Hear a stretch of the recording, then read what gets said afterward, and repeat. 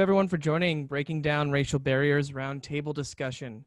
First of all, this series is on a national platform with a national audience, and with deep respect, we would like to honor and acknowledge the land we are occupying to have this conversation, which is governed by traditional territory of many nations across Canada, and we are grateful and privileged to have the opportunity to gather here today. My name is Sam Rayner. I am the Industry Development and Membership Coordinator of the Canadian Independent Music Association, aka CIMA, and just to kind of give you a little explanation of who we are. We are a national trade association, and we are here to represent the interest of the Canadian independent industry. And we represent the industry in a handful of ways by advocating to the government for the industry, creating export opportunities, and hosting professional development sessions like these. Our members consists of businesses all across Canada. So we have independent record labels, we have managers, we have publishers, recording studios, and anybody else who kind of lays in the independent world. With professional development, we have webinars related to topics within the music industry.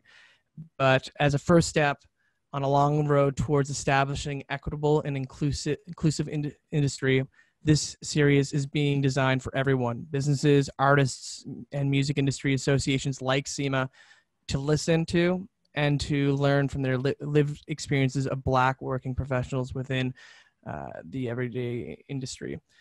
The development and execution of the 10-part series owes a great deal to the leadership and contribution of Ian and Click, who have picked out the speakers and the topics specifically focused on this, and they've worked tirelessly on this programming, and so this would not have happened without them. And we also have to have big thanks for Matthew Baidu for his assistance on the entire series. If anyone wants to check out this, you can register on our Eventbrite page. But if you have difficulty logging in for some reason, the event is live right now on our Facebook wall, which is, you can find us at CIMA Music 75. And we would like to give acknowledge to the funding support of the government of Canada, Factor, and Ontario Creates. Thank you for that. We are also happy to have Advance associated as a supporter for the entire series. And we welcome any other organizations or associations who would like to be a part of these sessions. Really, we're trying to get everyone associated, as many people associated with this as possible, to spread the word, to get as many people watching and viewing this conversation. And we are doing that by dedicating certain episodes to certain organizations. And specifically for this one, we have 4 episode partners, which you might have seen on our poster. We have Canadian Live Music Association. We have the Canadian Music Week, which is AKA CMW. We have the East Coast Music Awards, which is also known as ECMAs. And we have Breakout West. And so once again, if anybody's interested, please reach out to me. We want to get as many people in here listening and participating as much as they can. And I'd like to pass the mic to our president for additional remarks, Stuart Johnston. Thanks very much, Sam. Hey, everybody. Just want to reiterate some of the things that Sam said. And of course, I want to say that, you know, we're all very proud to work with Ian and Click on this. They are great partners. And I'm sure that I'm honored that CIMA is able to work with him on these extremely important discussions. And I can tell you that CIMA is committed to positive change. And when I say CIMA, that's myself, my team, and most importantly, our board of directors. And we're all intent on making authentic and meaningful changes for the Black community. And we know that there is a lot of work to do on our part, but we are committed to making changes to our governance structure, our committees, our policies, our programs, and even our advocacy. You know, we're intent on creating mentorship opportunities and to recognize and promote success and excellence across the music community, including those underrepresented in the Black community, and of course, in people of color, Indigenous, and the LGBTQ+ communities. You know, Click said it best, I think it was a couple of weeks ago. You know, all people in the music community who become members of CIMA or any organization like ours, they must be able to see themselves reflected in what we do and how we do it. And if they don't, that's a failure on our part.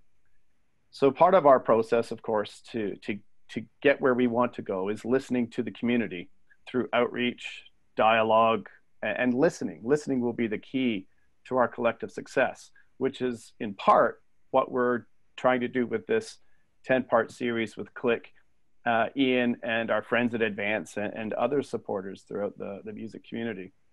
And going forward, we know that we're likely going to be making mistakes because we are still learning, but we're counting on you and others to help constructively help us out on our journey. So I just want to say thanks to everybody that's online right now, everybody who's listening. A big thank you to our panelists and to Click and Ian, and of course to our colleagues and supporters at Advance. So I'm looking forward to today's discussion, and that's all you're going to hear from me. Click, it's your turn. Take it away, pal. Thanks, Stuart. Really appreciate it. Thanks, everybody, for joining us again. This is our 4th week, and I'm excited for today's conversation. I'm a 20-plus year music professional. I've worked in pretty much every facet of the industry, currently management and education. These panels, these discussions have all come together from me and myself, good friend Ian here, talking about the lack of communication amongst our communities. And also the need to have us speaking about the issues and what solutions we need to see in our own space. And then bringing people to the table to actually listen and see what we have to say, and then making actionable solutions that we can put in front of these people, meaning organizations and companies that were within the industry, so that they can actually make those changes, and we, pretty much light the fire under their asses. But I'm excited for today's conversation. This is a very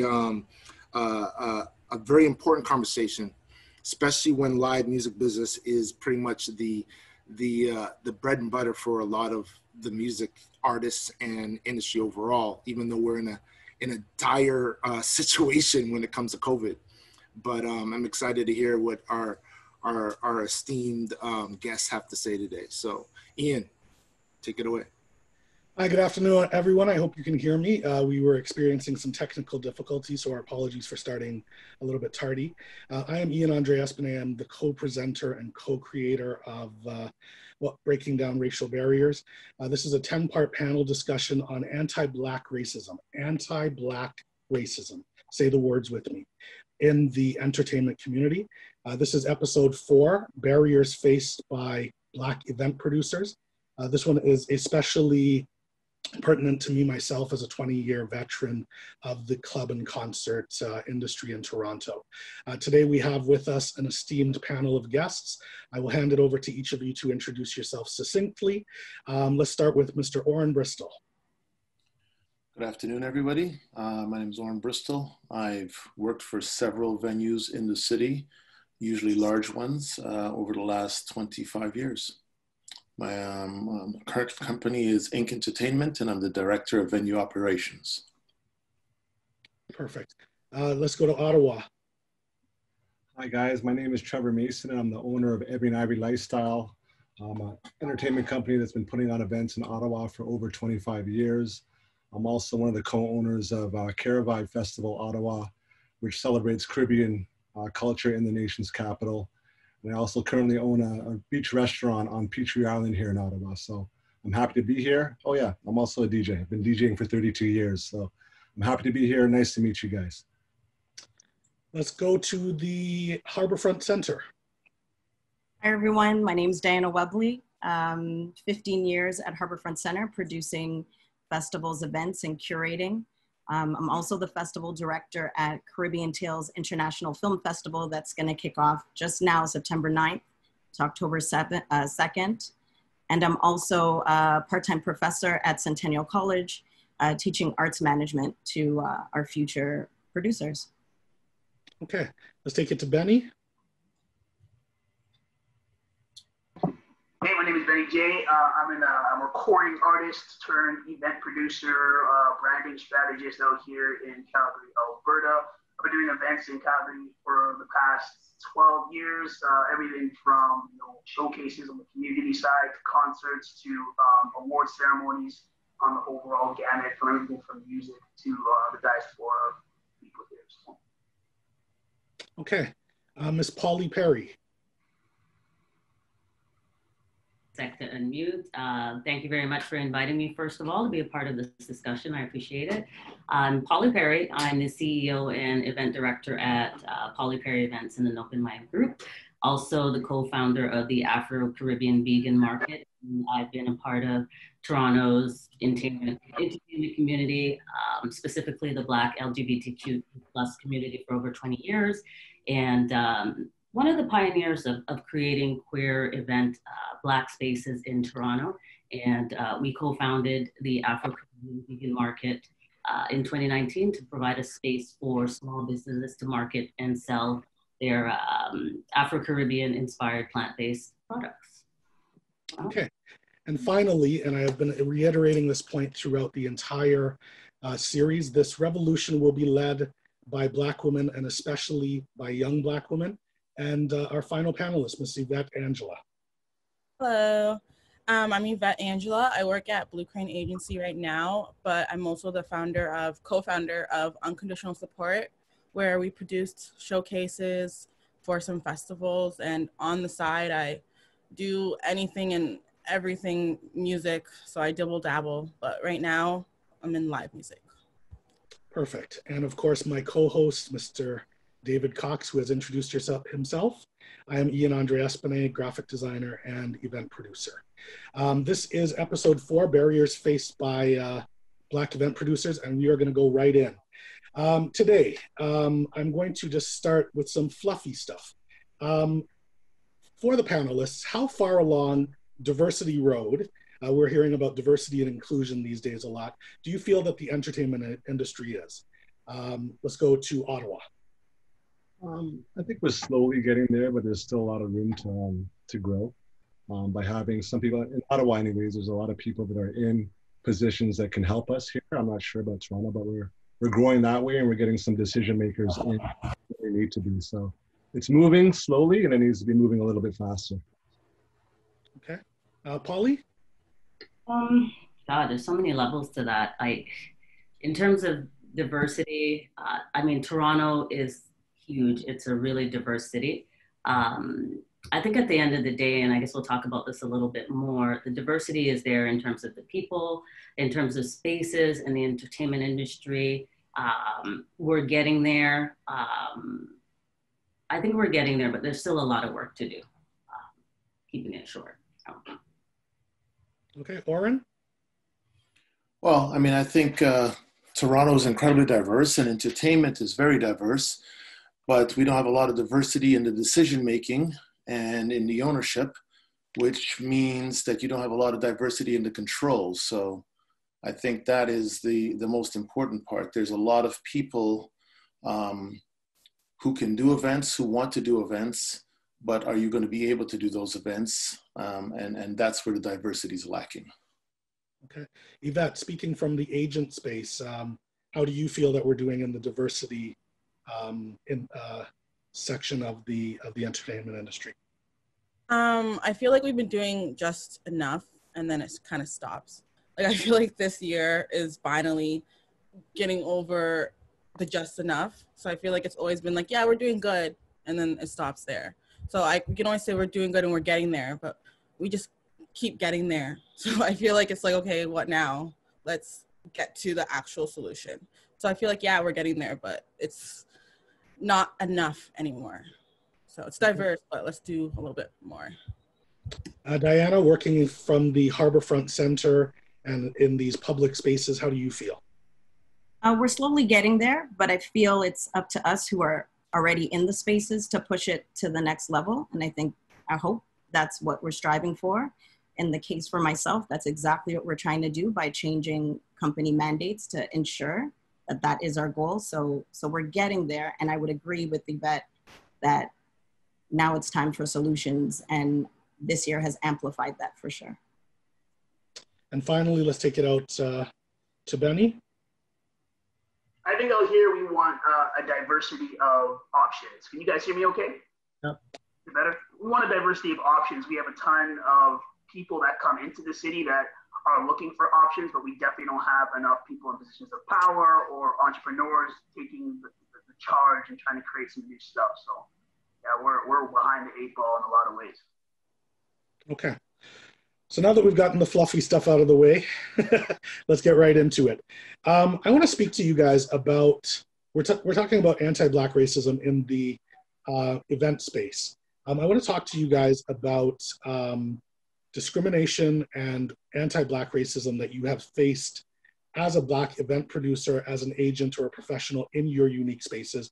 This part is just anecdotal so that we can give some examples to those who do not know or understand what it is that we experience as Black event producers, agents, and people in the live music space. Anyone jump in? Polly? Sure. Gosh, me and my levels. A lot of things I can touch on. I'm just gonna kind of do it a little bit point form. You know, when I approach a venue, you know, I'm clearly visibly Black, and there's that thing. Then when I talk about the LGBTQ2 plus community, they're a little bit more open because everybody wants that gay dollar. It's a thing, you know. You know, they see the community as being safer, you know, even though we play R&B, hip hop, reggae, you know, the typical music that they're afraid of. And I just speak candidly, so forgive me. They will be more accepting when I talk about, you know, I bring to them the fact that it's the queer community. Then I get into explaining exactly what is going to happen because I'm very transparent about the events, who you'll see. I'm all about educating and just being out there. You're going to see people from the trans community. You're going to see studs. You're going to see femmes. You're going to see, I have straight femmes. See, you know, like you're going to see everything. I usually hear that there's going to be straight men at these events, gay men at these events, maybe trans, then it changes, right? You know, it's not going to be their idea of this lesbian fun party with hot girls, right? So you have that to face, right? So on top of the anti-Black racism, there is homophobia there. There is that fear of, yes, our Black men, because I do have straight men that come too with their girlfriends or whatever, or just anybody who's open-minded. There's that fear of just everything, you know, when I explain that there's a mixed clientele, then comes on the higher venue cost, the bar guarantees automatically go up, you know, all of a sudden, you know, you have things like the AC gets turned off, you know, so you can drink more, the drinks are watered down, and all of these types of things and systems, they're designated to limit our access. They're designated to limit our potential earnings. You know, prices go up because all of a sudden for me, it's different, right? So the spaces become less accessible. People have to spend more. There's not a lot of free events for us. You know, you can go everywhere in every community, there's free events because of different reasons, but our overhead is so high. And, you know, so those are the experiences that I come across, you know. Okay. Quickly, on top of that, I do want to touch on this really, really quick. Church Street, you know, the gay community, the village, I don't do events there. You know, on top of that, there's racism within our community. Those spaces on Church Street are not accessible to us or have not been in the past. Now we have Black owned, we have a space on Church Street that is owned by, partially owned by people of color, a couple spaces, but prior to that, you didn't have access. So I didn't do events there. I never have. Right? Okay. Trevor, what kind of experiences of anti-Black racism and discrimination as a Black event producer have you seen in Ottawa? For us, I mean, I agree with a lot of the points that Polly made. We have a lot of the same circumstances down here in Ottawa. I'll speak on the sponsorship. When we're trying to acquire sponsorship from, say, liquor companies, spirit companies, beer companies, it's always your crowd doesn't drink enough. You guys don't drink enough and this and that. And we've been running Carivibe for over 20 years. And instead of coming to see the clientele that's there, yeah, there's a lot of Black people, but there's so many other ethnic backgrounds that are at our festival. The bar is selling out, but they would never come to check and see what we're doing to even see for themselves if they should fund the event. But right off the bat, they'll say, okay, here's a couple cups, here's $700, and then you're on your way. While all these other festivals are getting, you know, large amounts of money. And we've been producing this event for over 20 years, and they haven't even taken the time to come see what it's about. Now, I mean, it'd be nice to get it. We still move on with or without them, but they have to come and check out our spaces and see what it is that we are doing. So that's one of the examples. Okay. Diana, what kind of anti-Black racism have you seen in the spaces that you move in the public spaces? For sure. Harborfront produces so many events a year. I have 100 plus for myself. And what I would want to talk about is, you know, access to even backstage. So I produce the event. We hire help throughout the weekend, technicians, lighting directors, audio, etc. But as soon as I enter, and this has happened a couple times, they don't know who the lead producer is. They just know that they're there for a sound check and to, you know, have the band come in. I've been stopped several times asking, what am I doing coming backstage, or who am I? So my experience has always used to be, they didn't value who this Black woman was, didn't care to know her name or her position or status. So that had been an issue in the past. I don't face that today, fortunately, but those used to be the roadblocks for me, is that no one would introduce who I was to the staff that was hired out maybe for the weekend or whatever the case was. So there was no value to me. So that would probably be the number one issue for me. Okay, Yvette, I know that you toggle between the agency space and the festival space. What kind of anti-Black racism have you experienced personally as a Black event producer and as an agent? I feel like just not seeing anybody who looks like me. Like, I kind of just went in blindly. I was kind of like, well, I want to do something. So starting to volunteer, I was so lucky. I volunteered with Manifesto. It was like one of the first festivals I volunteered with. And the volunteer lead was a Black woman. And Manifesto has been a great place of having Black people around. But imagine me going from Manifesto to North by. I was probably like the only Black person, me and my future business partner as volunteers. So I'm looking around, and obviously we lock eyes because we're the only two Black people, but I've always had to make myself uncomfortable in order to get in. Like, you know, I'm working rock shows. I love rock, but I'm working rock shows, not hip hop shows, and more so just kind of looking for any avenue to kind of see myself in. Mm-hmm. And then next step was me trying to create my own name and my own show. So that's reaching out with emails as an unknown girl who's just trying to put on a show for hip hop or R&B, and I get replies back, not even like a hi, but more like, we don't do hip hop shows. I'm like, oh, okay. Or we're gonna charge you this, that, and the third. Yeah. And I'm like, okay. So this is when I'm first not really like experienced. So I kind of just felt helpless. I kind of just gave up on that before joining other people and having names attached to my name in order to seem valuable, which was really discouraging because I'm kind of like, why can't my work just be valuable? Why do I have to be attached to this, that, and the third? Or be ushered in. Okay, Beni, exactly. I'm going to keep everybody so concise so that we can stay on topic today as much as possible and try and get to the solutions. Beni, what can you say on this before we get into the meat? I think my biggest one is just them trying to control my audiences. You know, what kind of people are going to be there? You know, how is that room going to look in regards to how dark the room gets? And that's actually in verbatim quotes. How dark will that room be? So for us, it's definitely about trying to dictate what our audience looks like, even though everybody loves hip hop and R&B, but you don't want to think that it's associated with the color based on how violent it's going to get. So. Okay, and we're going to take it to the event space and venues, the clubs and concerts. Orin, I'm going to ask you a direct question.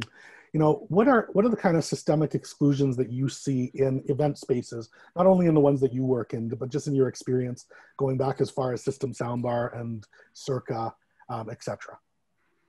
Well, listen, I mean, I started in the business as a doorman, and I was fully aware that when I was moved from my position inside, watching a door, to outside, that part of that was an attempt to manage the crowd as they showed up. You get put into a position of, there's good Black people and bad Black people. And for you're the guy who has to make that decision and tell them. And I'll tell you, it's a hard position to be in because, as Yvette said, you're often the person where you're the only person. You're that guy. You're the person that's there. And now you have people that you work with and customers coming who decide that, you know, you're Mr. Uncle Tom, or you're the wrong guy and this is what you're doing. And it's a tough position. But the reality is that there are good and bad people of every hue and color. And although you start in that position, as you work forward and you go forward, you can do different things. And what my opportunity became was to move forward and to make sure that people could get into the club, people could get into those venues that might not have gotten into those venues. And eventually, as you go forward, you hopefully move up, which I did, and you have the power to allow access to more people into those spaces. And that's what it's been, and that's what it's become. I mean, at this point in time, I understand a lot of what the event producers are saying, because I know, and when I worked for people, that mentality of no hip hop, you know, no black crowds, no urban music, urban is the code word that they'll use over and over again, that happens all the time. But what has happened is that by being that guy that was at the front door at that club I was working at, I've gotten to the point where I can have access for people who look like me and who look like others who might not necessarily have been in those venues to have access to those venues. Yep. The important thing is when the time comes to have access to those venues, and the important and the unfortunate thing is that many producers, many event producers, because they haven't had access to many venues, don't know how to do things the way that they need to do things. Because in the end, if this is your first time or your second time throwing an event and nobody's giving you an opportunity, there's some learnings that you haven't gotten because you haven't had a chance to work at a small venue. And now you approach a big venue and you don't know some of the things that you need to know. Mm-hmm. And I think that is the bigger issue. I mean, I heard what, you know, Trevor said or Beni said about, you know, your crowd not drinking enough. It's a fallacy. You know, the crowd drinks enough. The crowd drinks absolutely what it's supposed to drink. It's not an issue. But if you come to the table and you don't understand what you're bringing to that table because you're not experienced, because you don't know the numbers, because you don't understand certain aspects of this business, unfortunately, you'll be taken advantage of. Yep. And I think that's one of the biggest problems. Yep. You know. So, sorry, I don't mean to cut you. Go ahead. So everyone here on this panel has like spoken about feeling unwelcome in establishments. It's a well-known, it's not a secret. There's lots of conversation about King West. Beni and Trevor have talked about unequitable bar guarantees, and Yvette, room rates and these kind of things. And just to throw back to Orin, what do you think, so overall in this series, we have talked about representation. What do you think that the solution in terms of, you know, the number of managers or owners or decision makers, and how could that change this narrative? Stop giving people your money who don't respect you. And it is the hardest thing to do, but it's as simple as that. Okay. Stop giving people your money who don't respect you. And so what happens is that you mention, whether it's King West, Queen West, whether it's whatever it may be, you go to a place and they'll say no to you 9 times out of 10, but then Caravana weekend, they're going to be okay with you. If I say no to you in February and I say no to you in March, if I'll say no to you in the middle of December, why do you want to bring your money to me when I need you? And that's unfortunately what it is. We're so happy to go to a place that'll say no to you 9 out of 10 times on that week that we can go to them, and you give them your money. And it's also the same thing. You're talking about liquor companies. You know, you're absolutely right. I mean, you know, I'm going to cut you there because we're going to go to an entire section on sponsorship a little bit later on. Di, what kind of systemic and and all of you, we're kind of systemic. Like, we've heard talks about the LCBO limiting, not the LCBO, the ACGO limiting licenses based on the type of music. What kind of restrictions have you come across in your travels with club owners, or like things that are systemic, where they're like, these are like, you know, myself and Trevor have had conversations about counting of audience, you know, the number, like things that are intentionally used to keep Black people out of venues and event spaces? I would probably say the dollars that you're coming with, the sponsors that you're coming with, what weight are you carrying? What's your history, your track record? I think all of those things don't necessarily, like, you can't even come to the table unless you check off those boxes. And that to me is probably the saddest thing. And you know this, Ian, just even trying to partner with us, is that you've gone through that and you've overcome that. But those are probably the biggest barriers for us, is that you need to come with a prerequisite. Mm-hmm. And really it should start as a conversation, turn into a mentorship partnership, and then listen to the ideas. What do you want to put out there, and actually work with you to make it happen. Okay. And how do we go about, you know, filling these, you know, these gaps in terms of the managers and even the people that work in the industry, the Black sound techs and the lighting techs and the stage designers and all of these people in these spaces? That's a tough one, just because it's always been the old man's game for a long time. I think the history of Harbourfront has actually changed that, but we need to start being mentors for the people who already occupy the space and get people in. One of the main reasons why I started teaching at Centennial was to recruit and to get people who always ask, how did you end up in Harbourfront? How are you an event producer? Where does that start from? If you have no idea, we need to take all of these young people who either aspire to produce, to be engineers, take them out of the churches. There are so many sound techs that are available to us that are afraid or don't have the know-how to get into the industry. And, you know, with my family history, I thought I was going to be an audio sound tech by starting to DJ from a young age, but my love of events and producing won that over. So who is going to be, you know, the next agents of change to bring in that level that we're looking for? And I think that's a hard question to answer, but it starts with the people in the space. And I would probably hold myself accountable as to being one of those people who need to start.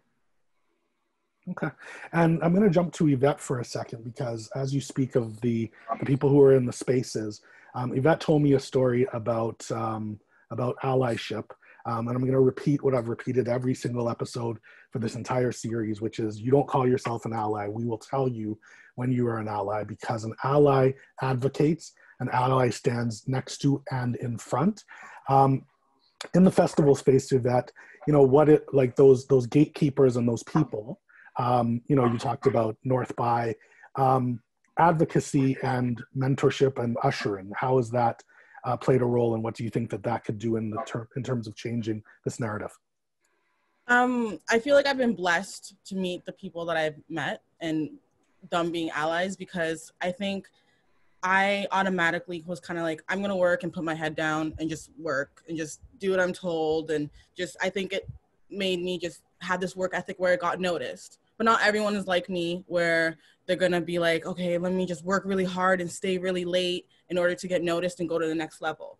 So I became a volunteer lead. And that was the first time where I was kind of like emphasizing how important mentorship is, and not only by other Black people, but like as a white ally, you can still be a mentor to an upcoming Black female or male or something like that. You can still be an ally and be a mentor. So I feel like I would name like a white man as one of my mentors. He's part of Manifesto, and to this day, I can hit him up and be like, hey, I need this, that, and the third. And he'll be like, got you.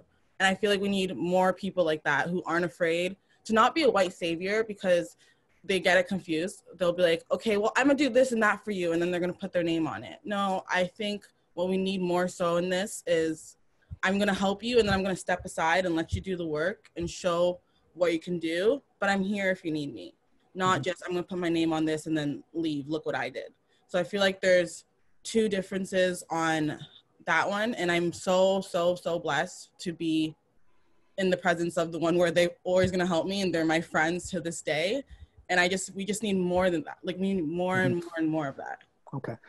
Trevor, Beni, you guys have also operated in the festival space. Like, what barriers have you faced in, and we're going to speak, as I said, about the sponsorship space, but what barriers have you faced and how has advocacy assisted in your progress, and what suggestions do you see, needed in those areas? Similar to Yvette, I just put my head down for the past 30 years and just kept working. So as far as getting venues and getting festivals off the ground, I was lucky enough to be noticed on radio stations and our city councilors and our mayors. So when it came time for me to go to them, they already knew what I was about. It was a successful track record, so they allowed me in, and they do support. Like, they are my allies, and they're white. And, our councilor, our mayor, regularly to see how the festival is doing. But further than that, now that I'm in, I have to do my part. Others behind me to get in to have the same opportunities that I have. So, I mean, like Yvette said, not all your allies are going to be black. And if you find some white people that are willing to help you, you take their help and you allow other people to come in behind you. But once you get in, you do have to help the people behind you for it to continue, or it'll fail. So that's all I have to say about Beni? Yeah, similar to Trevor, man, it's about that track record, that credibility, that merit, the work you've been putting in over all the years, so that when it's finally time to find the person who's doing hip hop or R&B, they know who to reach out to. And in my space in particular, I do have, other people of color who have been doing, event promotion and concert promotion for a very long time. So in partnering with them, we now have access and more power by coming together to have and affect a lot of change and how things are viewed from our standpoint of things. Hip hop is kind of in now when you're talking about EDM, rock, and everything from before. So everyone is looking to hip hop to see like, oh, what's going on? How can I access your market? And they know who to look to because of the work that we've been putting in and us teaming up together. So you have been successful in garnering the attention based on the work that you've done. However, and as I've said in numerous episodes, there's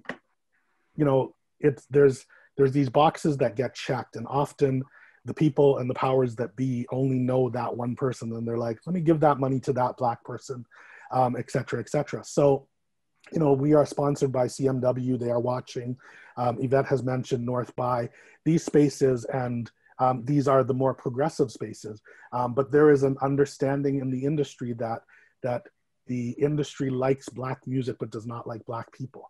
And so my question is, how is it that you guys see, like in your utopian world, what would your involvement be, and what is it that you want to say to CMW and the North by Northeast, as well as the ones who are not as receptive in terms of getting us into these spaces?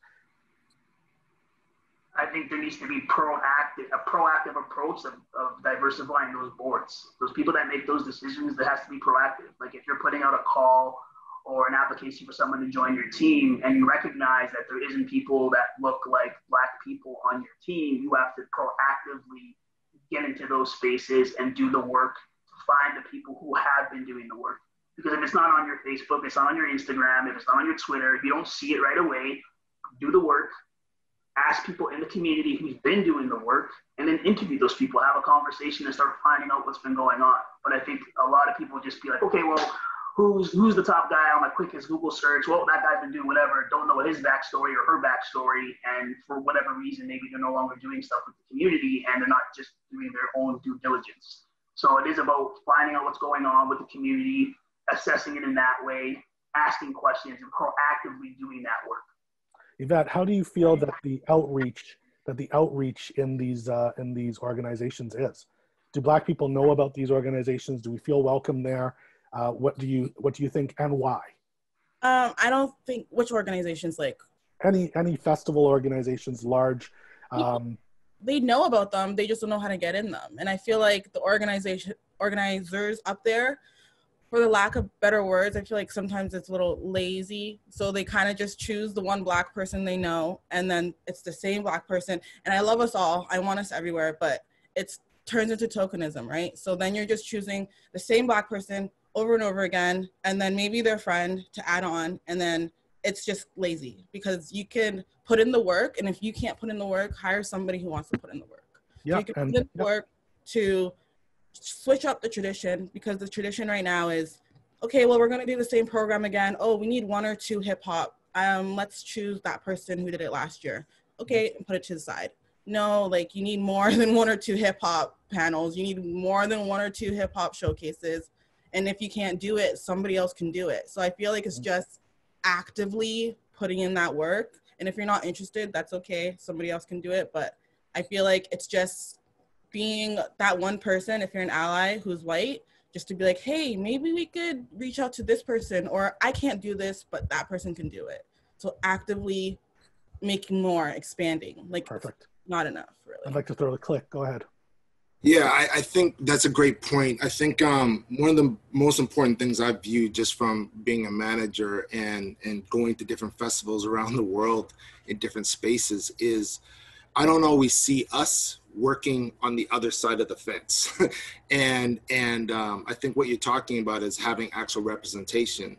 And if you're a festival, if you're an organization, if you're a company that wants to be in the space, well, it's not even once. At this point in time, pretty much Black music is the most popular music. Like, you are going to be entwined into this genre, no matter which way you look at it.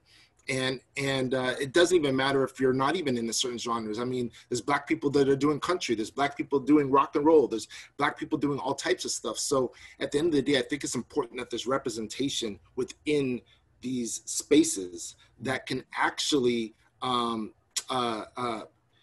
put the agenda forward in regards to, like, this is what needs to be done and this is what we would like to see. But you can't just put somebody there to hear them out. You have to actually give somebody power to actually encourage them to actually move forward. Otherwise, it's just tokenism. Mm-hmm. And so I want to actually just correct something that my partner said. Not at this point in time, at every point in time, and all of those musics that you're talking about are Black music. Rock is Black music. these distinctions that are being made that segregate us from ourselves are very, very important. And I want to point out to organizations like the CMWs and the North Bys who are more receptive, but as well as the ones who are not, that there is an entire gamut of Black music, which includes Afro beats and reggae music and soca music, and an entire gamut of music that is discovered, not in the Christopher, not the only Wallace, the other guy, the other Christopher Columbus kind of sense of the word, but there is an entire gamut of music. So look for those people who are, and if you don't know where they are, that's fine. That is not racism, but it is ignorance to not find the person who knows where they are to find them. Okay, we're gonna move on. I want to take a few seconds to move into the booking agency space, and I want to ask all of you guys a question actually before I go there. Each one of you works in a unique space. Polly works in the LGBTQ community. Ottawa is Trevor, and he moves in a Caribbean space. Beni is out west. Yvette is moving in a festival space, Harborfront, and of course, Orin in the clubs and nightclubs. How many people do you see that do exactly what you do in the space that you work in? How many people of color did you mean to say? Black people. And I'm going to be clear when I use the term Black people, because I think that the BIPOC conversation is distracting from the conversation that we're having right now. We have a very distinct problem in the Black community that needs to be addressed, and so it is important for Indigenous, it is important for everyone else, people of color, but we are having a conversation specifically about Black people. How many Black agents do you see? How many Black event producers do you see? Orin, how many operations managers, management, Polly, Trevor, Beni? Not very many. Not very many at all. There's a lot, I guess. There's a representation of Black event producers, promoters, things like that. But when I get into the venue, when I get into the space, how many people do I see like me? Not very many at all. Orin? I mean, In my own space, I see several because I've hired them, but other than that, no, there's not very many, not in this city, not in many cities. Diana? Within our department? Just in your travels. One. Okay. Yvette? Agents? Unless, oh, zero. But unless it's like an event that's specially for like a Black event, like Afrofest, there's none. There's like none. I'm always the only one. Trevor? Yeah, unmute Trevor.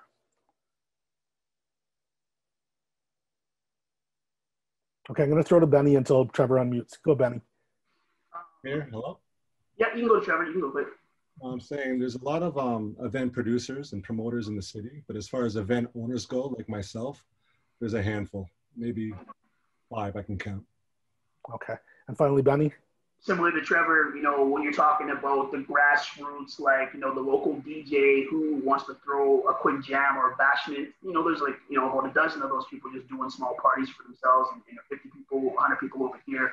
And when you're talking about middle management or nightclubs, there literally is only one other person in that regard. And then when you go into like the festival space, the concert space, there might be 1 or 2 if you talk about all the genres and the festivals and like the legacy festivals. So like the Caribbean festivals and African festivals and stuff, only in that respect. But then when you compare that to everything else, the 1 person, 2 people, less than 5, less than a dozen in the whole province of Alberta. So.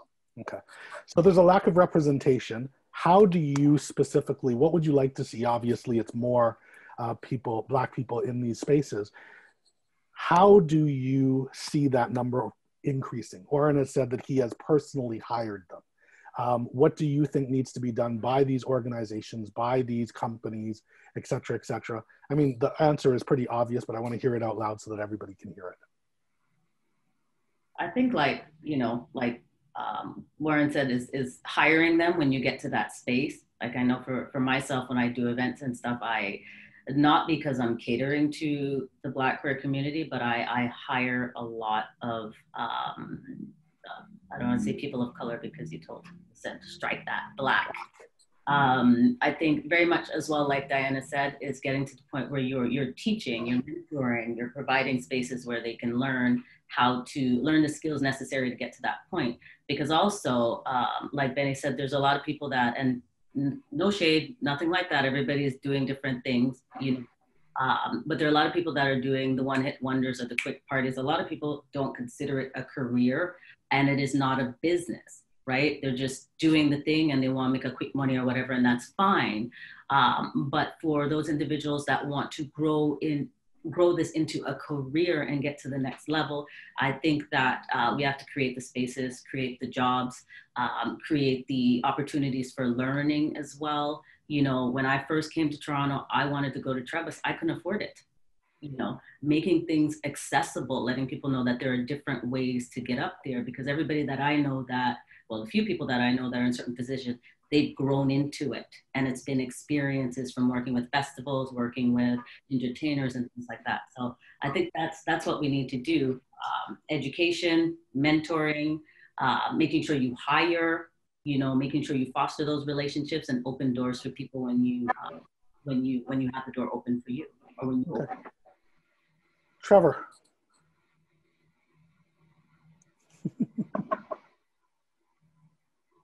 Okay.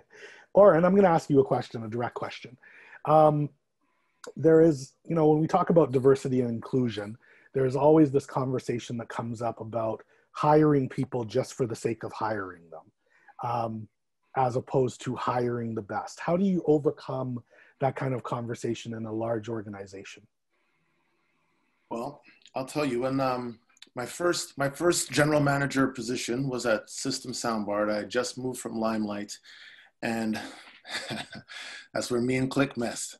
And I remember doing interviews, and I called the gentleman who's my mentor, who's an old Russian Jewish guy, and I said, I'm having a problem.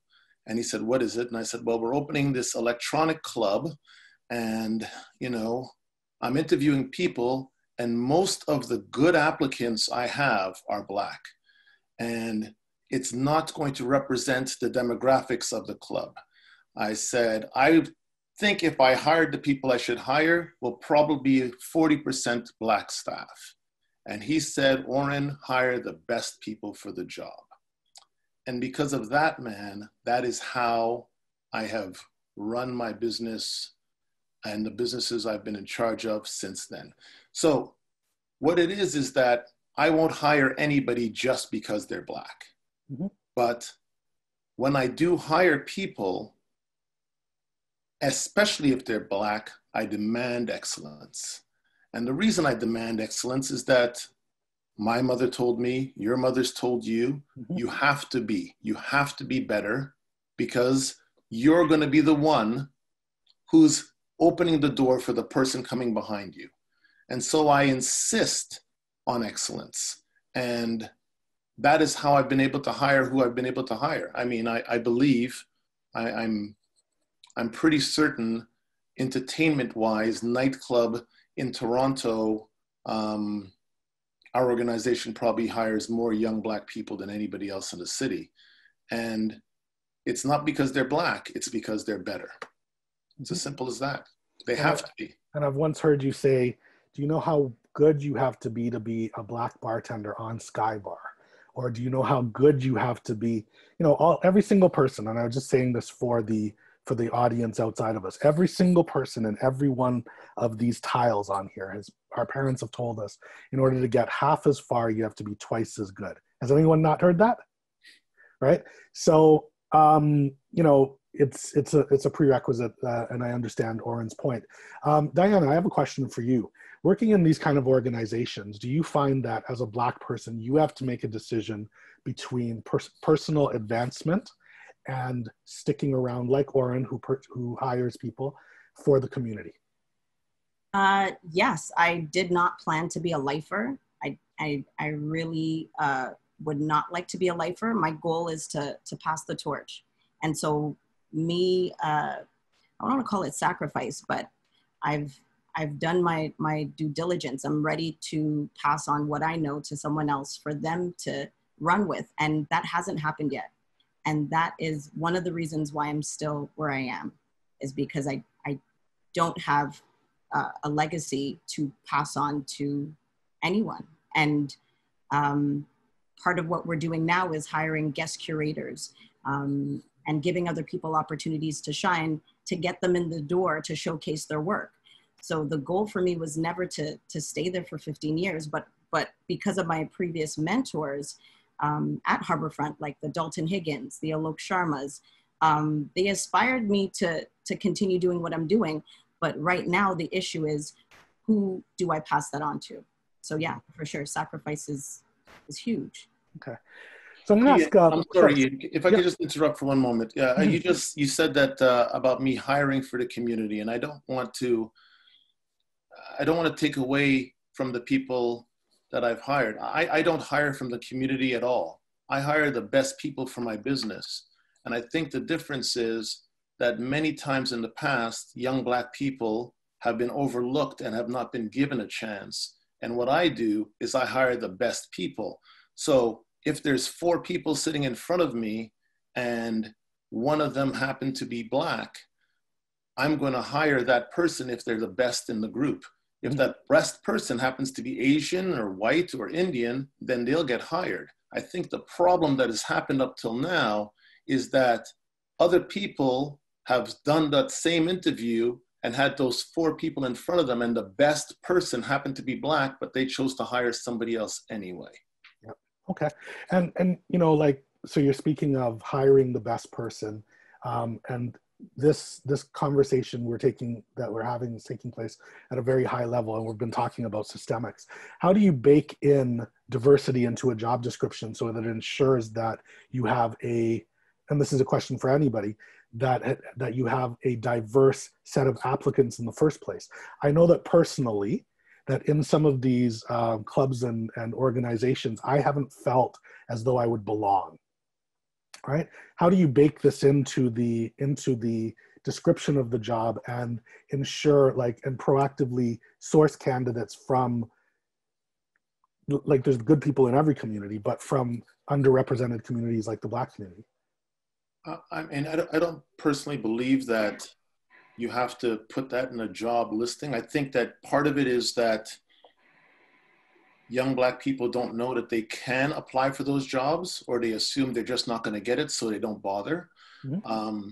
You know, I think that that's a large part of it. I don't think that you need to have a situation where in the job posting, we talk about diversity. I personally, and it's a personal thing, I know it works for some people, I don't actually like that, because I don't want anybody to tell me I got the job because of the color of my skin. Yep. I just don't want to be excluded because of the color of my skin. I just want to be on even footing.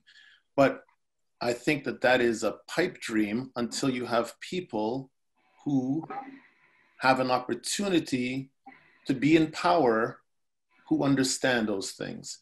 When you have somebody like Diana or somebody like Yvette in a position where they've had to come and work towards something, you have somebody like Polly or Beni who have come and had to work their way through. When you put those people in positions of power, those people understand. There's no way that Beni is going to hire somebody just because of the color of his skin after it's taken him so long to get where he needs to get.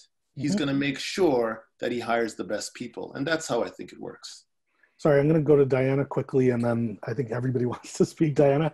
Yeah, I just want to also say that the people who don't make it past the hiring process shouldn't be forgotten. Those are the people that I'm worried about. Those are the people that I want to pick up and let them know this is the work that it takes to get to where you would, be to get hired.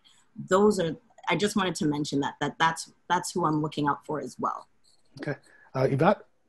I just wanted to say, trust is huge, because if I wasn't trusted with certain tasks or challenges, I would have never, ever excelled, and I would have given up a long, long time ago.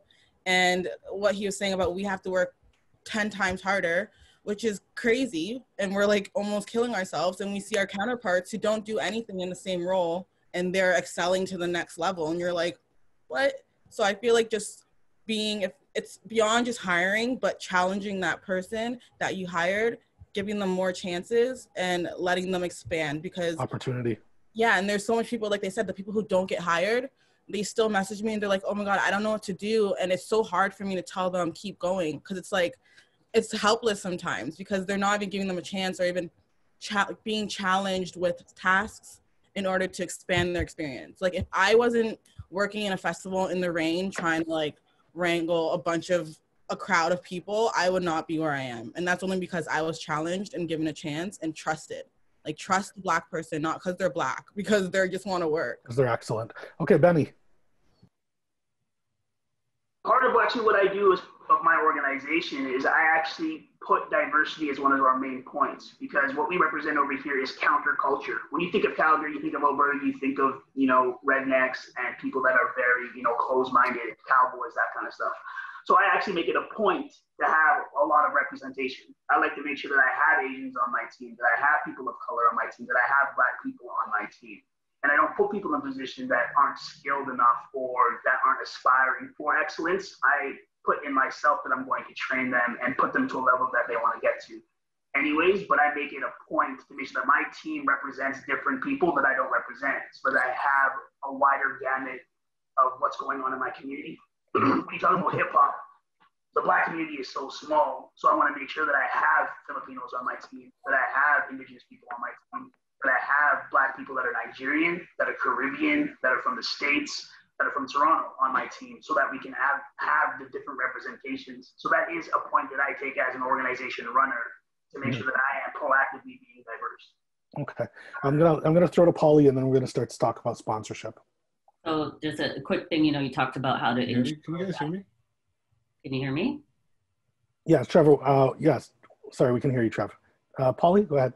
Can you hear me? Yeah. Okay, perfect. You talked about, how do we ensure that we get these people in these spaces and the applicants, and Orin said, everyone made a great point, but, Orin said I've been on hiring committees. I have a career. I work in the automotive industry, and I've sat in that room where I'm hiring people.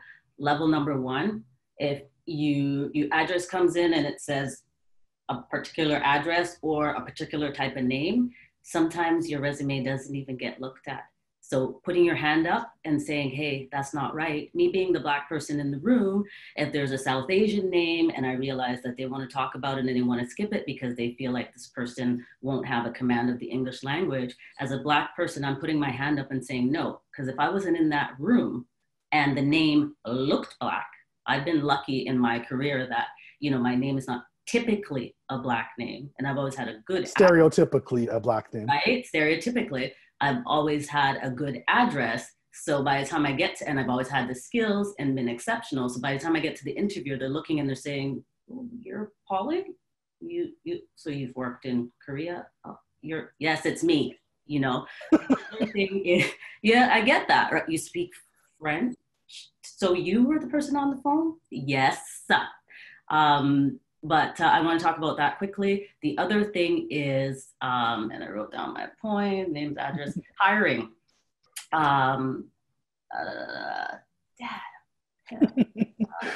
Okay. All right, we're going to. Ensuring that you have that variety is really important, and going out, that's my point. There are huge organizations, and you can do this in your organization. There are organizations that go out specifically into these different communities to make sure that when there is a job posting, that they receive a variety of applicants. And now that we have this movement going on where we are making larger organizations accountable, how we go back and make sure that they're accountable is, what are you doing to get those people in here?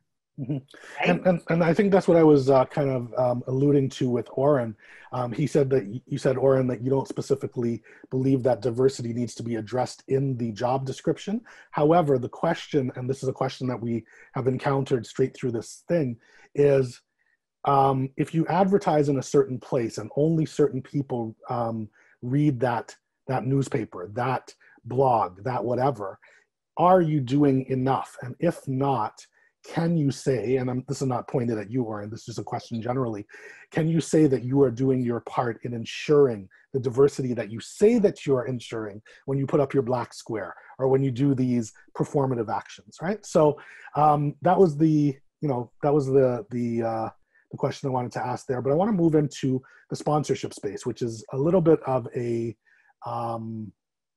thing that has eluded Black event producers and promoters, and every one of you, Trevor, every one of you has attempted to get sponsorship. You started speaking about it. What have your experiences been with the sponsorship space as a Black professional?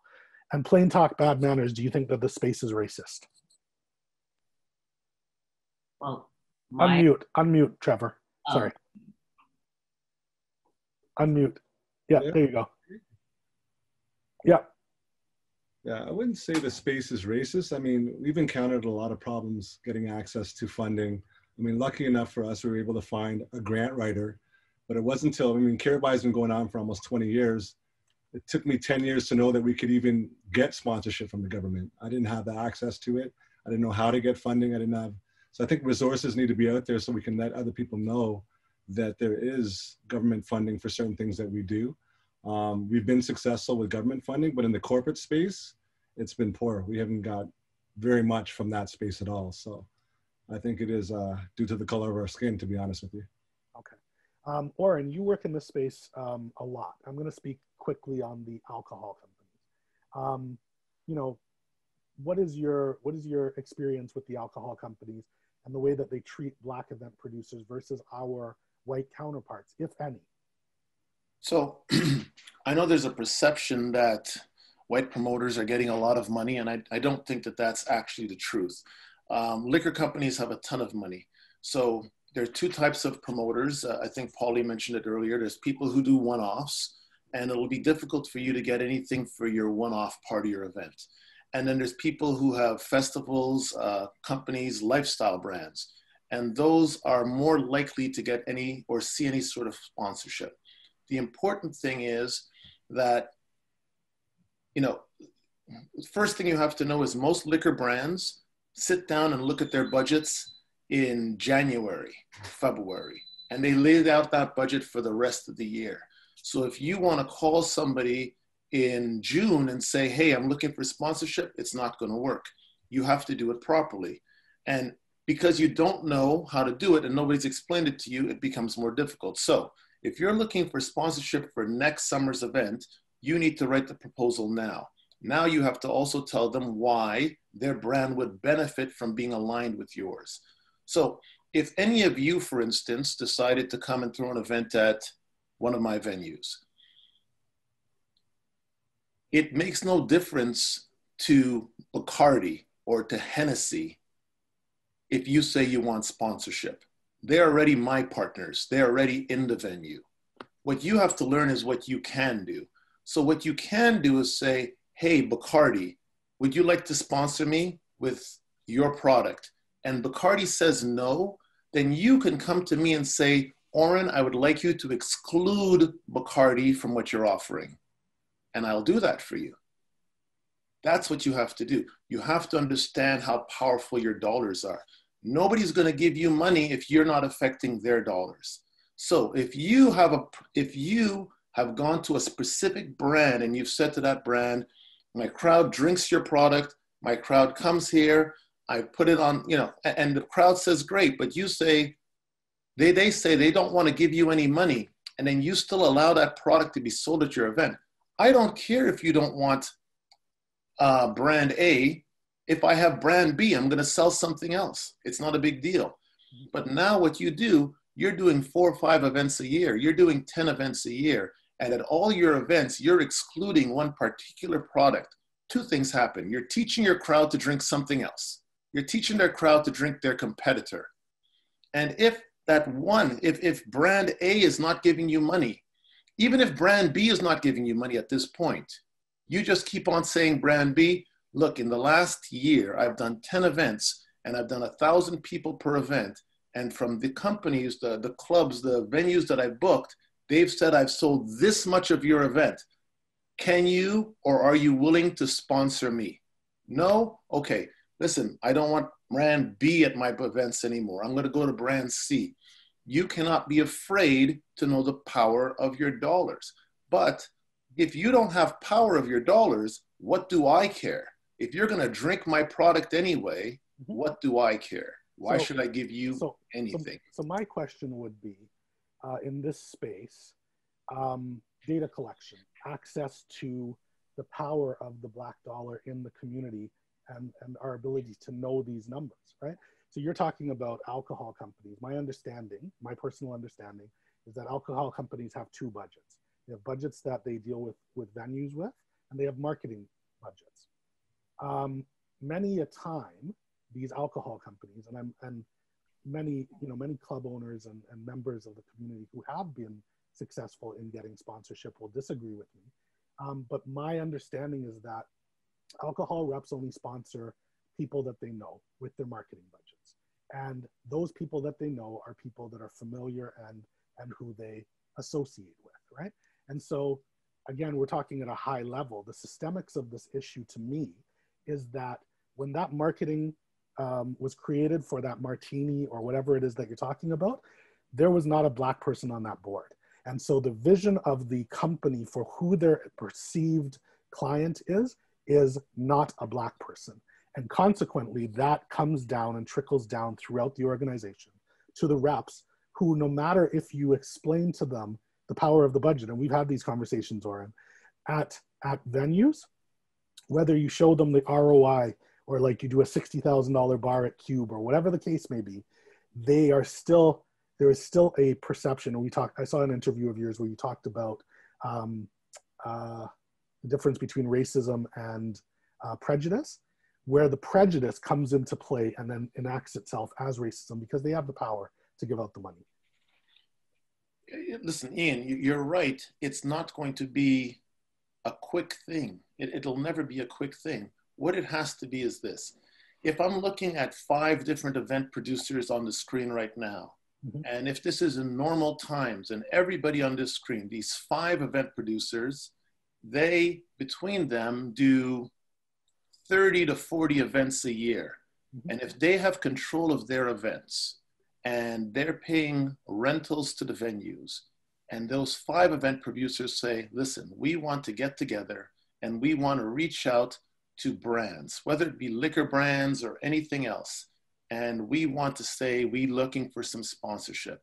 If you come together with your 30 to 40 events based on 500 to 1,000 people, you're going to be doing 15,000 people. People drink. That's it. And the worst case scenario, your crowd drinks $20 a head.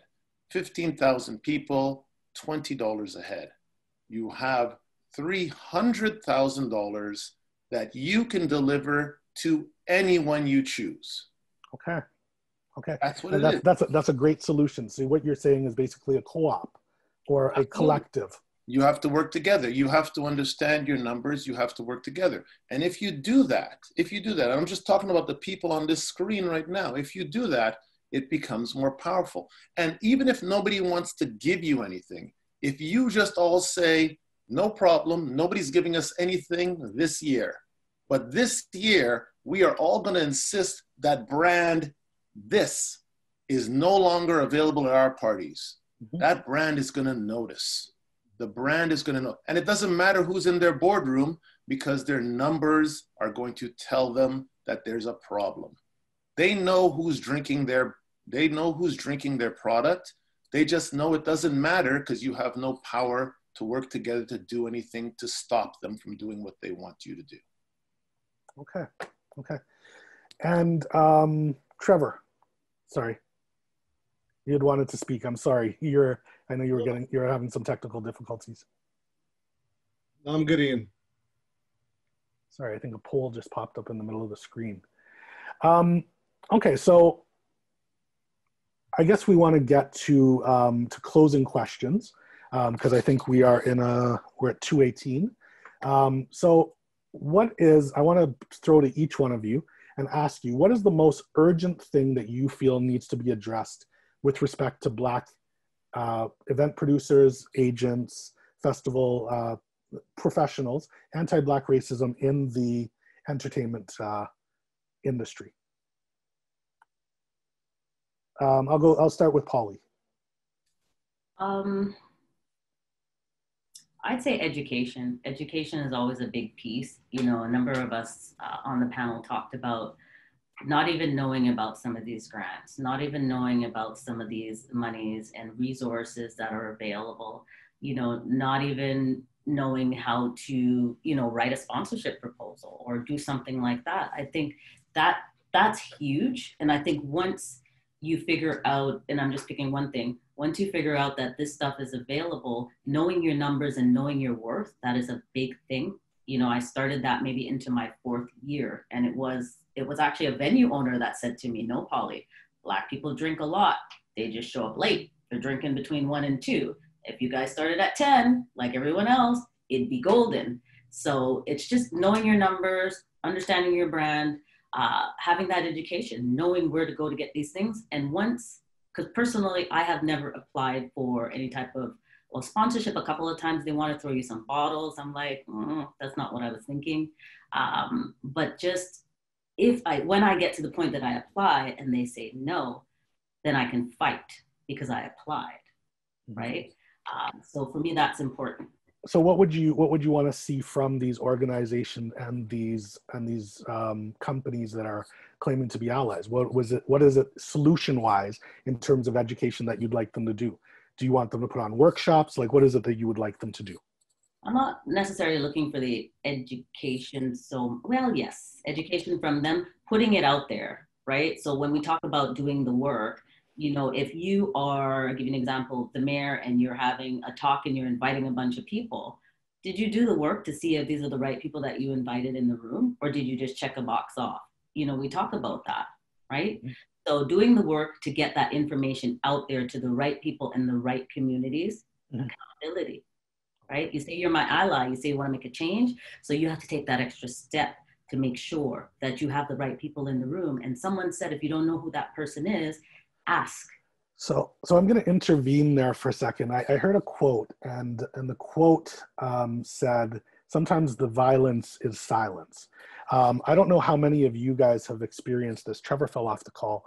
How many of you guys have experienced this? But I've found that As I said, like sometimes the the violence is silence. You reach out to these places, you tell them who you are, you tell them what you do. If you happen to catch them on the phone, they'll tell you to send them a deck, and then they will never respond to you again. I guess Orin is probably the most experienced in this space. How do you overcome that if you're not a big venue? Like I produce, I mean, you know what I mean? It's not about me, but you produce a certain amount of events per year and you are a legitimate producer of events, but you cannot get a call back from XYZ. So, you know, and I think I think that it's a misconception. Like, you know, I've got promoters that I work with who, Chinese promoters, Serbian promoters, Greek promoters, none of them are getting sponsorship from liquor companies. Okay. So I don't want you to believe that everybody's just rolling in sponsorship dollars. Most liquor companies don't give anybody sponsorship. Most liquor is sold at the LCBO, not in the nightclubs, none of the venues. There is marketing budget and there's budget that they put towards venues, but that budget is solely because of it's a lifestyle. They want to associate themselves with some venues. I don't get the same dollars as, you know, McFadden's pub down the block because those brands want to associate with what I'm putting out as opposed to what they're putting out. So I think the money that you see going out there tends to be from brands who have found or feel that it makes more sense to associate themselves with particular people, particular events, particular artists, because that is a lifestyle or a brand that they want to promote. And I'm glad that you said that. I'm glad that you said that because I heard a quote, I think it was D.L. Hughley, and he said, the most dangerous place that a Black person can live is in the imagination of white people. And what I understood that to mean is that, again, as you said, they want to be associated with a certain type of lifestyle or whatever this case is. But Black people understand celebration in every lifestyle. We understand how to drink wine at weddings. We understand how to drink champagne on New Year's Eve and everything. And like, I'm going on record as saying this, and you may disagree, but everything that everybody has learned about celebration and how and what they do when they pop a bottle in the club, this lifestyle that we're speaking about was created by Black culture. And consequently, it's interesting to me that they have a mandate and a certain type of lifestyle that they are trying to associate with. What it is to me, right? And again, plain talk, bad manners, is that they like the culture, but they don't like the people.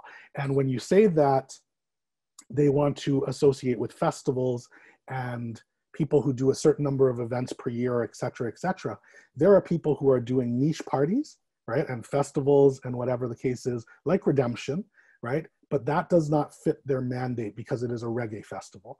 And so it is a systemic barrier, in my opinion, when they say, if you're not doing this, or if your thing is not national, and the goalpost keeps moving all the time. I've had liquor reps take me to your club on the top of my condo, Bisha, and wine and dine me, and the thing keeps moving. I'm like, how about you give me no money and we show you the ROI? And they still don't want to do it. So it's questionable to me because I've seen them use their marketing budgets and all of a sudden they know how to do it when they want to.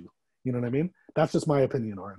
No, and listen, I'm not arguing with you. I don't work for a liquor company. No, I know. I'm not arguing with you either. But what I'm telling you is this is how you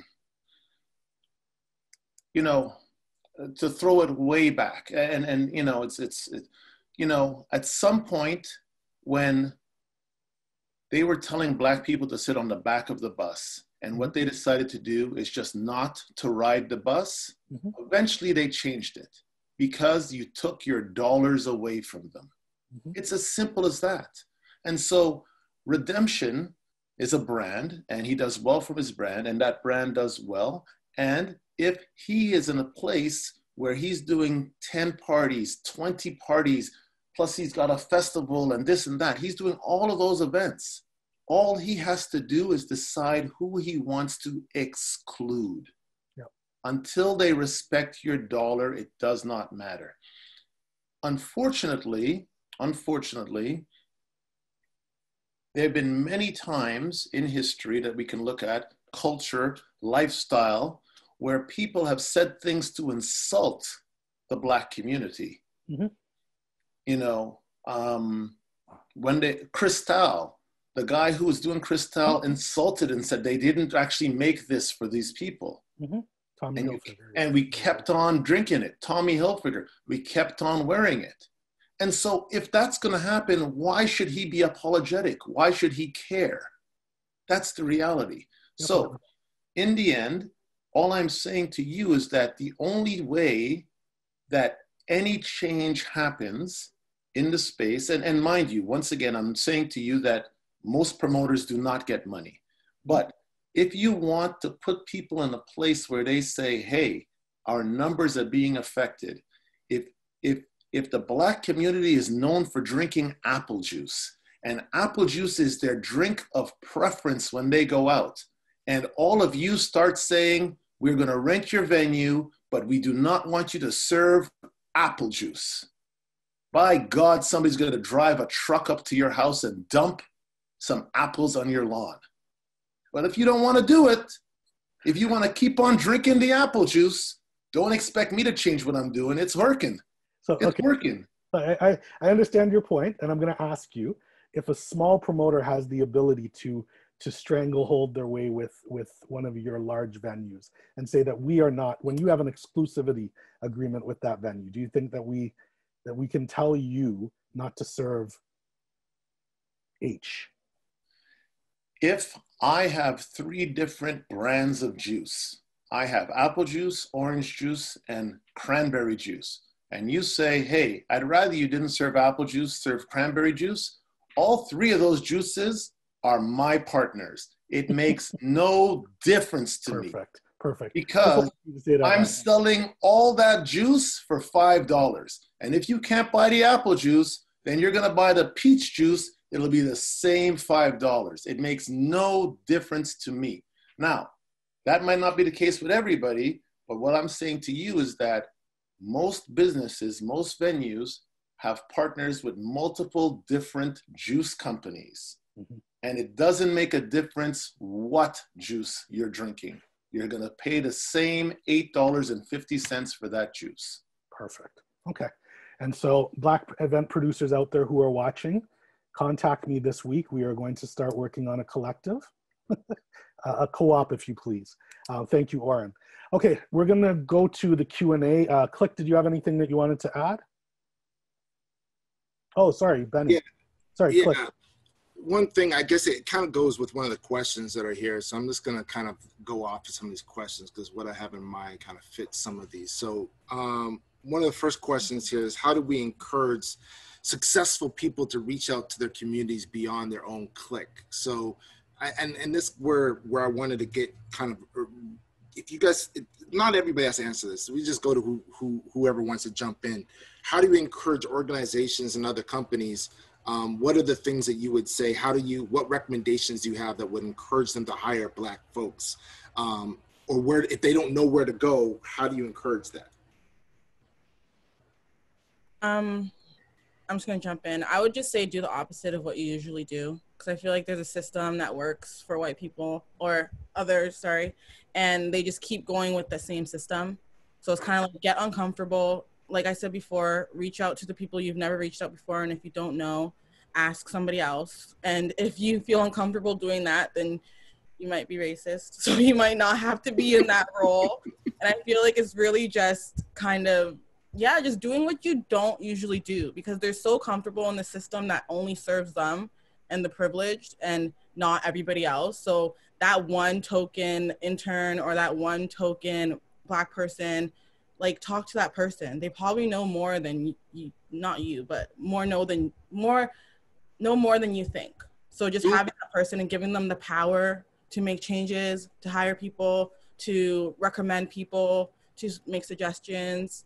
And I don't know about clique. Like, I know Toronto is known as cliquey, but I think it's just small. And I feel like it just is a circle because that's who you know, that's who you know, and it's fast access. So I think it's also everyone just arising, and also as Black people, we have to know our own power as well. Like our parties, our events, they always sell out. It's not like we don't have an audience. We have the biggest audience. So knowing our power and taking ourselves seriously will rise up and not make it so cliquey. So I'm not too sure if I agree with it being cliquey. It's just kind of both parts reaching out and getting out of your comfort zone, because then you're not gonna get anywhere. I think the great word that you used there is comfortable and uncomfortable. You know, many organizations, if you don't have a Black person within your organization right now, it's going to feel uncomfortable. You're going to know that, oh, something's wrong. And you might not feel comfortable reaching out to somebody and saying, hey, we're trying to change things up. But you know what? That's where you got to start. I got hit up yesterday or like a week ago regarding one of the organizations saying, hey, we need more Black representation on our board. We want more Black representation on our board. Can you please reach out to other people who might want to step up and be on our board? And I think as ourselves, we also have to take responsibility in terms of answering those calls and actually forwarding it on to other people in our community for those opportunities that we think can rise to the right occasion. Being okay with passing on the opportunity. Like sometimes I don't always want to be the only Black girl on the panel. Like I'm going to pass it on to the next Black girl because I want her to speak. So it's like passing on and continuing the cycle and opening it up over and over again. And then it'll be less cliquey because now I've given my opportunity to the next person. There's going to be more opportunities for me. Just now the next person. So I want to intervene, and I don't want to contradict you, Click, but I want to say that oftentimes these places, these organizations, these companies, Trevor is lost in here somewhere. Yeah, it's weird. That these people know only certain Black people. And those are the Black people that they go to all the time, right? And again, as I reiterated in episode 2, yourself and myself are palatable Black people. We're light-skinned, we speak nicely, we're friendly, right?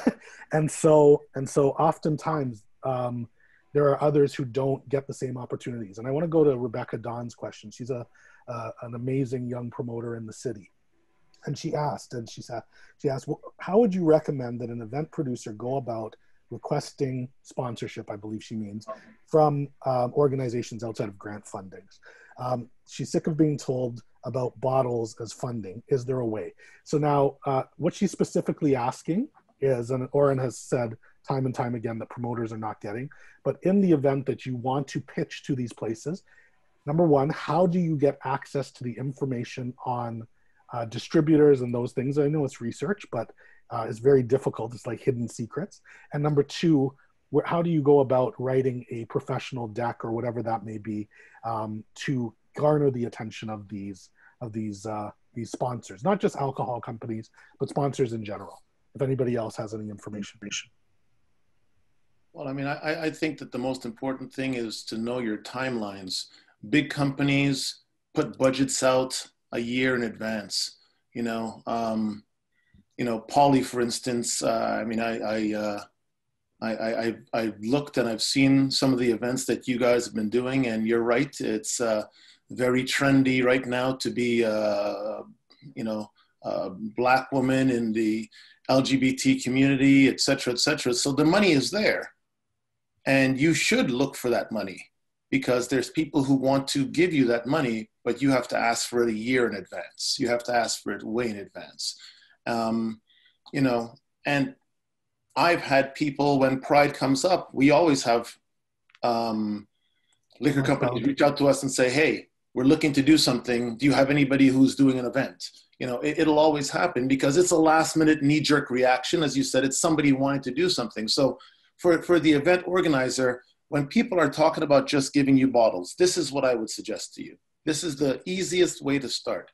If you have a liquor rep who's saying to you, well, we want to give you 4 bottles, then what you want to do is that you want to go to the company or the club, and you can say, well, this apple juice company is willing to give me 4 bottles.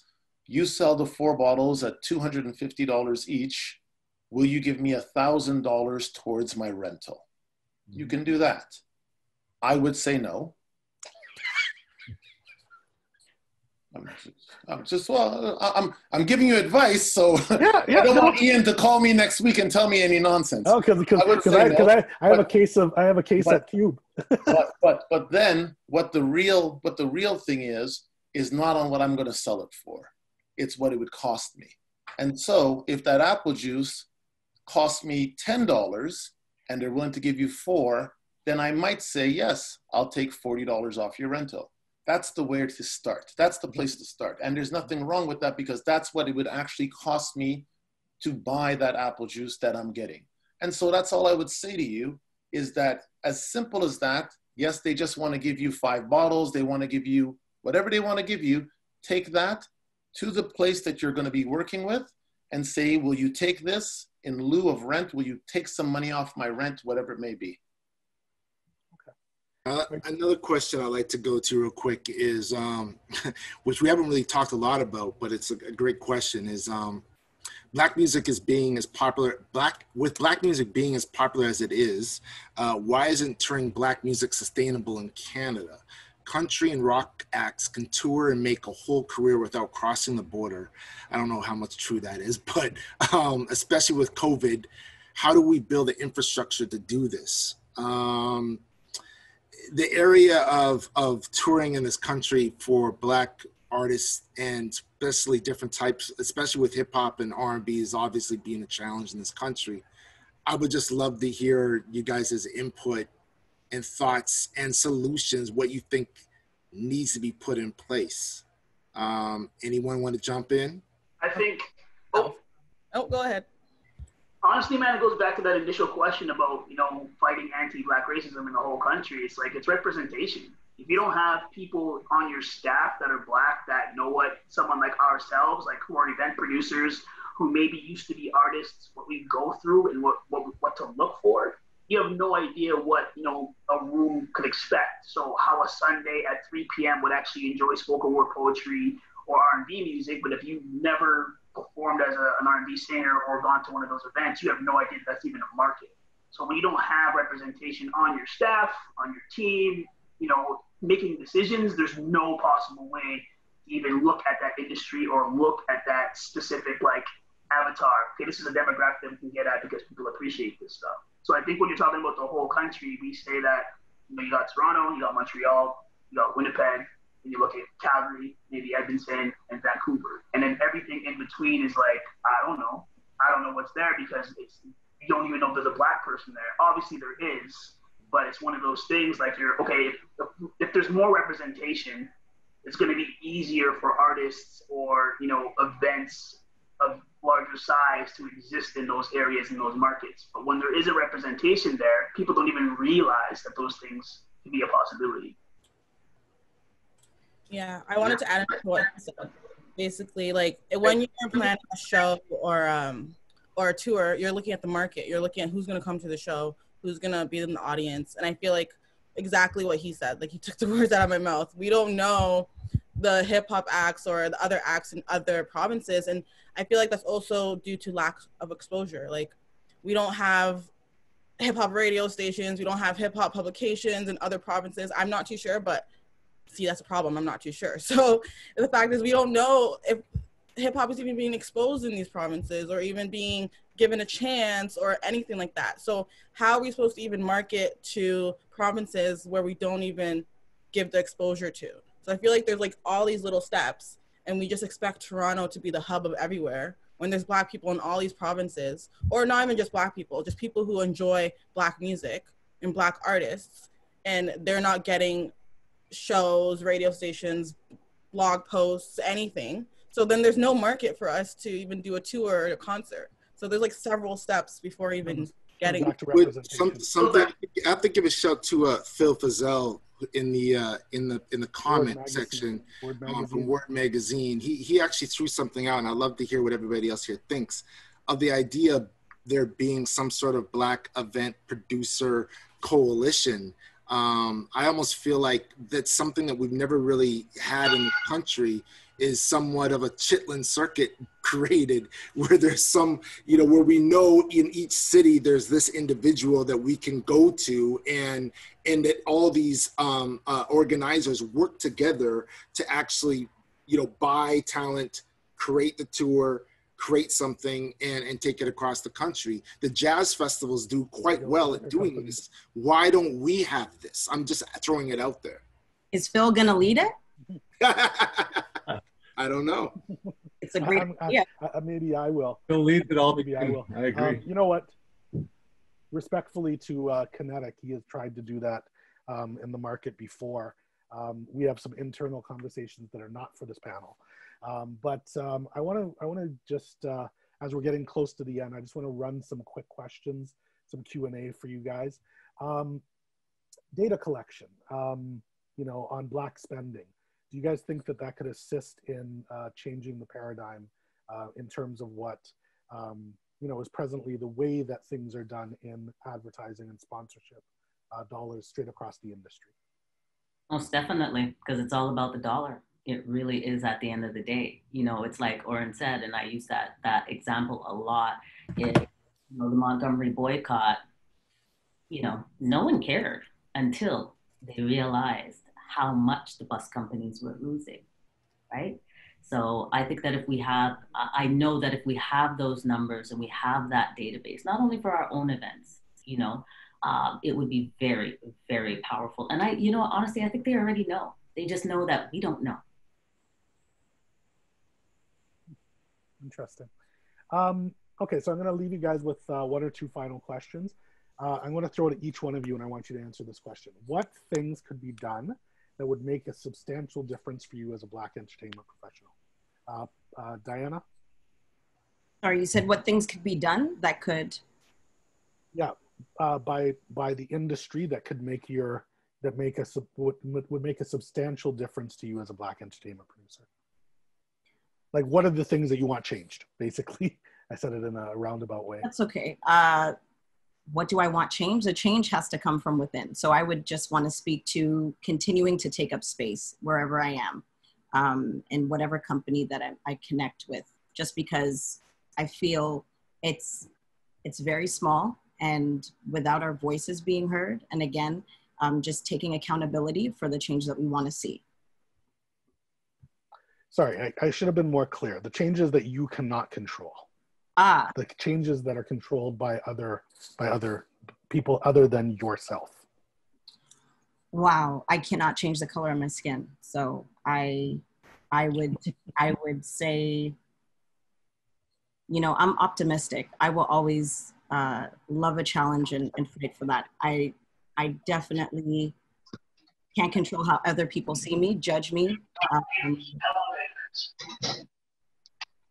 And that's a tough question. Yeah. Okay. Yvette, what would you like to see? What changes would you like to see in the entertainment industry? We've talked about representation. We've talked about access to education. What would you like to see? I would like to see expansion of, basically, I feel like all the time we know the problems and then it stops at the problems. But I feel like I don't want to say penalized, but I feel like those people who police Black people, who don't let us in their venues, who don't give us money, I feel like they should be, like I said, not called out, but they should be able to face some type of consequence for even doing that, because we call them out and then they still have their job. They're still in their position. They're still in their roles. And then we're still conformed into one accountability. Exactly. Tal said it in the thing. They need to be accountable for every single thing they've done, because the more of them, the less of the allies, right? So we need more allies to be able to have that spot, because the roles right now are being taken by people who don't appreciate those spots. Like last time we talked about the media, why is that writer still writing about people when he just wrote about Houdini the way he did? Like, why are these people still in these roles? They should be out of these roles or replaced. So we need more allies and less of the people who are just lazy with it and just don't even have to be held accountable, because they just get swept out under the rug. And then the people who are complaining just kind of look like, oh, they're complaining again, and we're just the whistleblowers, and then that's it. And then it's on to the next. So in solution to that, Orin has made a very, very powerful point, and this is why young people for war and older people for, I'm not calling you old, Orin, older people for guidance, because he has alluded not eluded, he has said in so many words that it's the power of the black dollar. And so the one thing that we actually really didn't get to is something that Click has been pushing for the entire span of this thing, which is ownership. You know, how do we move, and we have an entire episode on succession, but how do we move Orin from operations manager to owner? How do we move Yvette from associate agent to owner? How do we move, Trevor has already made the move to ownership. He's owned numerous clubs in Ottawa. Maybe Trevor, you want to touch that? Can you hear me now, Ian? I'm back in. Perfect. So yeah, basically, again, we talked about this before, but once we get into that position, we have to do our job and get others to come up behind us. Find the excellent workers that are doing the same things that we are doing and bring them up so they could be the future owners and take on more. And I just think we need more people in position that are in that position to make those decisions and bring other people in. Okay. Yeah.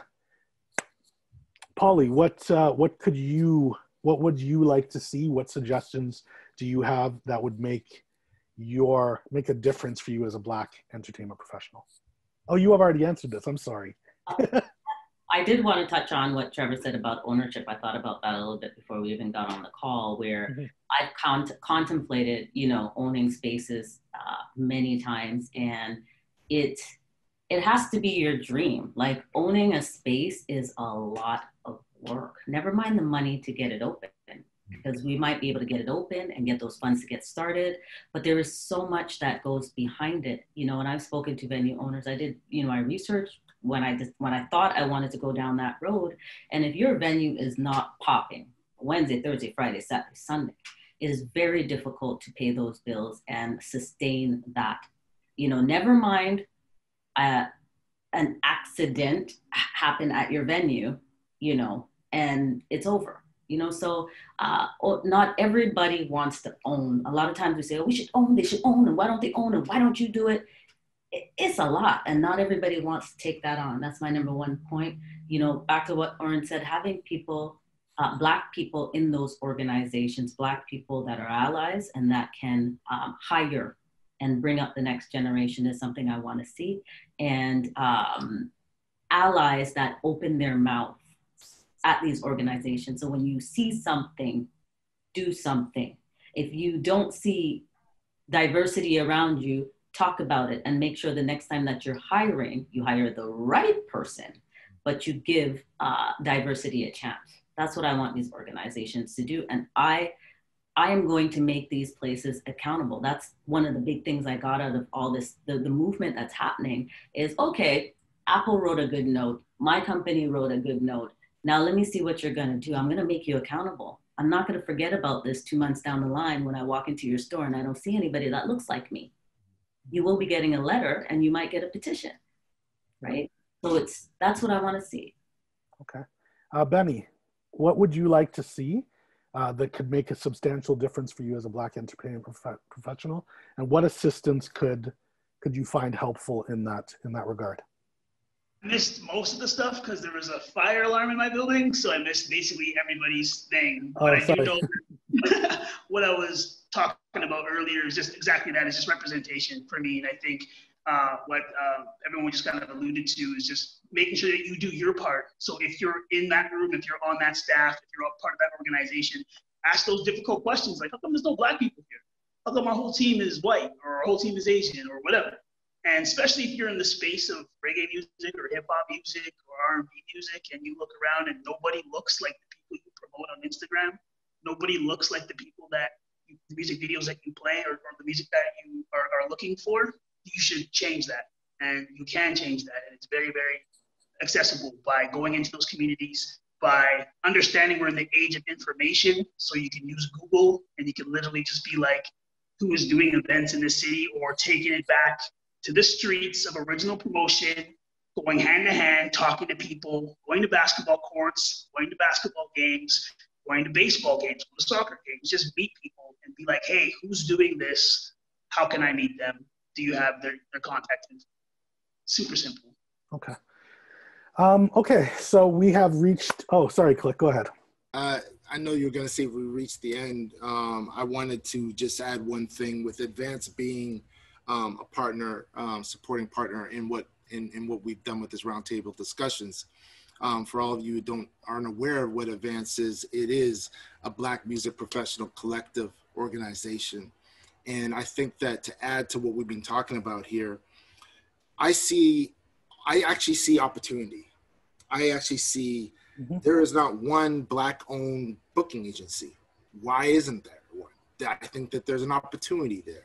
I think there's an opportunity for more and more Black promoters to align to actually build tours across this country. I think that there's opportunity here. I think that for opportunity to happen, there needs to be this conversation piece. I think there needs to be awareness of what the holes are and how do we need to fill them. And I think that that can only be done by groups of organizations coming together to bring us together to actually align to build that I guess highway. You know, if you're not part of the solution, you're the problem of the solution. And so I think that we need to, if you're not signing up to become a member, you need to become a member of Advance and make your voice heard. And if there's not something that you're seeing there being done, then create it. That's basically my 2 cents. And I will be speaking to Advance about creation. I think we are at the end of this conversation. Is there anything that we're leaving out that anybody thinks here needs to be addressed? If not, I want to take a moment for Jacob Blake, the young man who was murdered by police in the States. He's not murdered. He's still alive. Oh, he's still alive. I'm sorry. He's paralyzed. Yes, he's paralyzed. I'm sorry. I'm sorry. See, you know, the normalcy of this and the outcome is so normalized in our minds that it's just what I said. You know. Thank you all very much. We will be back next week, Tuesday, 1 p.m. or potentially another time. And actually, if you can leave us comments, email me. I've left my stuff in the email us comments and your thoughts on the time. And I want to say thank you to all of you, Polly, to Yvette, Diana Webley, Trevor, Beni, and of course, Mr. Orin Bristol. Thank you guys so much for your contributions. Your suggestions will be compiled in the Breaking Down Racial Barriers report that we will be making, and it will be disseminated to CIMA's partners. I want to say thank you to CIMA, our event facilitator, and to our sponsors for this episode, Canadian Music Week, Breakout West, the Canadian, the East Coast Music Association, and the Canadian Live Music Association. Thank you. This has been Breaking Down Racial Barriers. We will see you next Tuesday at 1 p.m. as we, what's episode 5, Click? Yes, episode 5, we're addressing the creative space, ad agencies, and just how we exist in that space, you know? And how creatives, be it directors, video directors, music supervisors, who all deal with music, work in that space. So excited for that conversation. But thank you, everybody, for your time today. It meant the world. And, log on to somebody has a loud car in the background, www.bdrb.ca. All past episodes are up there. This one will be posted by tomorrow. And again, thank you all for your contributions. Thank you. Okay. Have a good day, guys. All right. All the best. Thanks for having me. Thank you. Bye, everyone.